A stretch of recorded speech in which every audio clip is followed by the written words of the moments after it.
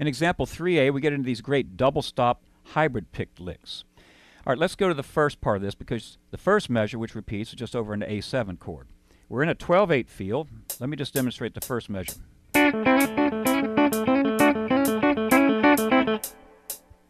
Really slowly, you want to set yourself up in position so you don't yank your fingers all over the place. Your third finger should actually be touching before you start the second and third strings and up against the fourth string because you're going to have to roll over to that. Now, if you get it too far, then when you roll, you're going to be in trouble. You'll be off the fourth string. And then your index finger, again, will be touching the second and third strings. So watch very slowly. You start off with your middle and ring fingers for the double stop D and F sharp. Roll over and use the pick to play the A. Now, it's very important. I said you've got to keep dampening. If I didn't have my first finger down there, I could get open strings when I roll my third finger up, I could have open strings ringing. So do you see how important it is, not only for the notes you're going to play, but even if you weren't playing something there, you'd want to dampen. Then you've got that standard flat 3-3 over the A7. So the line is just basically D. See how it's coming out of a D chord? Then you have your blues move, A minor to A7. But you're playing in this triplet feel, so it has an interesting rhythmic counterpart. You need to hear it over a solid groove. Let me slow the tempo down once for you, and you can hear it. 2, 3, 4.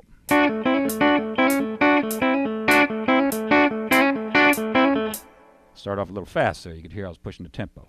But also dig in, put a little dynamics into that pop and that twang, and is real important.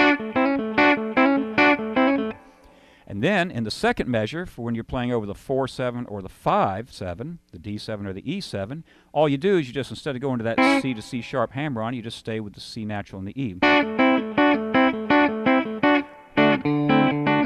That's what it sounds like with the D bass. And then when you go to the E bass, you're getting that E augmented sound because the C natural would be a sharp 5. Now I want to talk about the right hand briefly. If you want to be able to hybrid pick really quickly, you can't be moving your hand around. You got to keep your fingers directly poised above the necessary strings. So a lot of times you've got to get this picking going with your thumb and your first finger, sort of the circular approach. If you look closely, you see how my thumb's doing a little bit of this. Not much, but just a little bit. It depends. If I kind of hyperextend it in a hard fashion, it makes the pick strike in a more parallel approach. I get a little more pop and twang. Experiment both ways. These are the kind of subtleties that I enjoy studying on the right hand, because remember, your right hand's the one that's getting those strings ringing, and you can have a lot of different approaches for tone. So that's it for this particular lick, but there'll be more of these licks that involve hybrid picking, so spend a little time on this one.